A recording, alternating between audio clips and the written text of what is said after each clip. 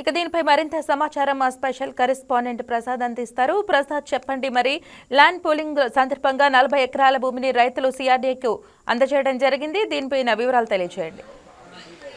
Right. కూటమి ప్రభుత్వం అధికారంలోకి వచ్చిన తర్వాత అమరావతి నిర్మాణ పనులు చాలా వేగంగా ముందుకెళ్తున్నాయి. దానిలో భాగంగానే ఈరోజు అమరావతి ప్రాంతానికి సంబంధించి మొత్తం 29 గ్రామాల రైతులకు సంబంధించి గతంలో అయితే 34,000 ఎకరాలకు పైగానే భూ సమీకరణ ద్వారా ల్యాండ్ని సేకరించడం జరిగింది. అయితే అప్పట్లో కొంతమంది రైతులు ముఖ్యంగా 29 గ్రామాలకు సంబంధించి ముఖ్యంగా ఉండవల్లి కానీ, పెనుమాక కానీ, అదేవిధంగా కొన్ని ప్రాంతాల రైతులైతే అప్పట్లో భూ సమీకరణ ఒప్పుకోలేదు. దానివల్ల కొంత ఇబ్బంది కలిగిన పరిస్థితి కూడా కనిపిస్తుంది.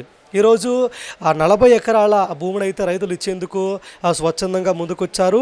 ఈ 40 ఎకరాలు కూడా భూ సమీకరణ ద్వారానే సిఆర్డీఏ ఈరోజు రైతులు అప్పగించడం జరిగింది.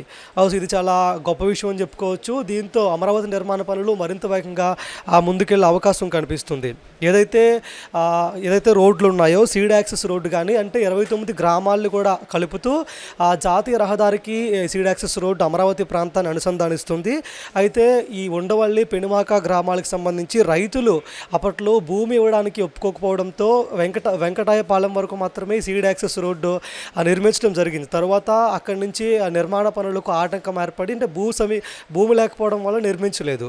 సో ఇప్పుడు ఈ 40 ఎకరాలు ఇవ్వడానికి రైతులు ఒప్పుకున్నారు. ఆ ప్రాంతంలో ఈ ఉండవల్లి కానీ, పెనుమాక కానీ, ఈ ప్రాంతాలు కూడా అందులో ఉన్నాయి. పెనుమాకలో 28 ఎకరాల భూమి రైతులు ఇవ్వడానికి ముందుకొచ్చారు. అదేవిధంగా ఉండవల్లి ప్రాంతంలో 12 ఎకరాల భూమిని ఇవ్వడానికి రైతులు ముందుకొచ్చారు. దీంతో సీడ్ యాక్సెస్ రోడ్ నిర్మాణ పనులు మళ్ళీ పునఃప్రారంభం కాబోతున్నాయి.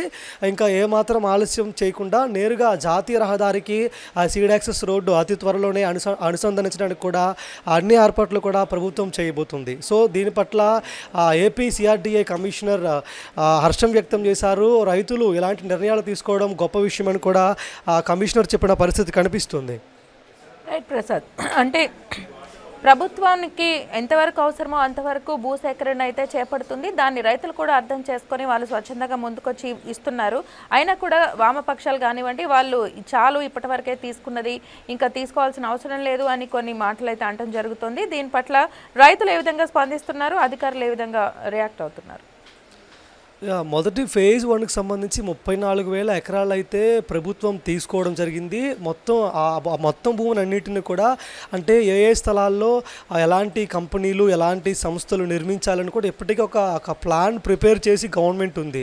సో కొత్తగా ఫ్యూచర్లో మరిన్ని సంస్థలు అమరావతికి రాబోతున్నాయి కాబట్టి అమరావతి సిటీ డెవలప్ అయిన తర్వాత మరికొన్ని ఏవైతే కంపెనీస్ అమరావతికి వచ్చినప్పుడు మిగతా చోట్ల భూమి యొక్క విలువ పెరిగిపోతుంది. అదేవిధంగా రైతులు కానీ, మిగతా వాళ్ళు కానీ భూమి ఇవ్వడానికి ఒప్పుకోని పరిస్థితి ఏర్పడుతుంది. సో దానికి సంబంధించి అమరావతి పెద్ద విస్తీర్ణంలో నిర్మించాలని ప్లాన్ ఉంది కాబట్టి, అంటే ప్రపంచ స్థాయి రాజధాని చేయాలన్న ఆలోచన ప్రభుత్వానికి ఉంది కాబట్టి ఆ నేపథ్యంలోనే కొత్తగా మరొక ఫేజ్ 2లో 44,000 ఎకరాలు తీసుకోవడానికి ఇప్పటికే గవర్నమెంట్ ప్రణాళికలు సిద్ధం చేసింది. దానికి అనుగుణంగా అతి త్వరలోనే ఈ స్థలాన్ని కూడా తీసుకోవడానికి ప్రభుత్వం ఇప్పటికే ప్రణాళికలు కూడా రెడీ చేసిందని చెప్పుకోవచ్చు. అయితే ప్రతిపక్షాలు మాత్రం ఇప్పటికే తీసుకున్న ప్రాంతంలోనే నిర్మాణాలు చేపట్టలేదు అని ప్రభుత్వంపై విమర్శలు చేస్తున్నారు. కానీ నిర్మాణ పనులు అమరావతిలో ఇప్పటివరకు తీసుకున్న ప్రాంతంలో అయితే చాలా ప్లేసుల్లో నిర్మాణ పనులు ఆల్రెడీ స్టార్ట్ అయ్యాయి. ఖాళీగా ఉన్న ప్రాంతాల్ని అనేక రకాల సంస్థలకి కేటాయించిన పరిస్థితి. 34,000 ఎకరాల్లో ఎక్కడా కూడా ఏ ప్రాంతం కూడా ఖాళీగా లేని పరిస్థితి. ఇప్పటికీ కేటాయింపులు జరిగిపోయాయి. కొత్తగా మరికొన్ని సంస్థలు వస్తే ఎక్కడివ్వాలి ల్యాండ్ అని చెప్పి మరికొంత భూమిని సేకరించే పనిలో ప్రభుత్వం ఉంది. కాబట్టి అమరావతి ప్రాంత రైతులు దీన్ని పెద్దగా పరిగణలోకి తీసుకోవడం లేదు. వాళ్ళందరూ కూడా స్వచ్ఛందంగానే భూమిని ఇవ్వడానికి ముందుకు వస్తున్న పరిస్థితి అమరావతి ప్రాంతంలో కనిపిస్తుంది. అయితే విపక్షాలకు ధీటుగా సమాధానం చెప్పే విధంగా మరి భూ సమీకరించిన వాళ్ళకి, రైతులకి ప్రభుత్వం ఏ విధంగా ప్రయోజనం చేకూర్చబోతుంది? ప్రభుత్వం సంబంధించి అంటే భూమి ఇచ్చిన వారికి ఇప్పటికే, అంటే ఎకరా పొలం ఎవరైతే రైతు ఇస్తారో దానికి సంబంధించి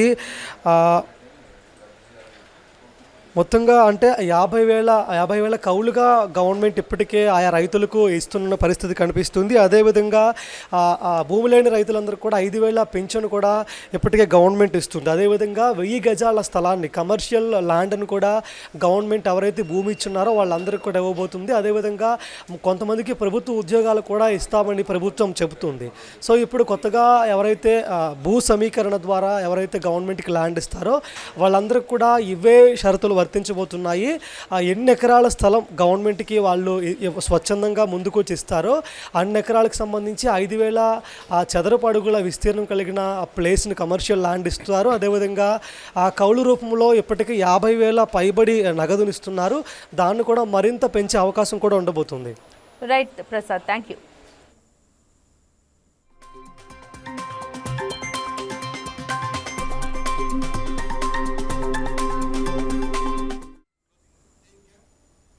యాజ్ ఆఫ్ నౌ ఇవి updates. Keep watching YK news. ఇది తెలుగు వారి గుండె చప్పుడు.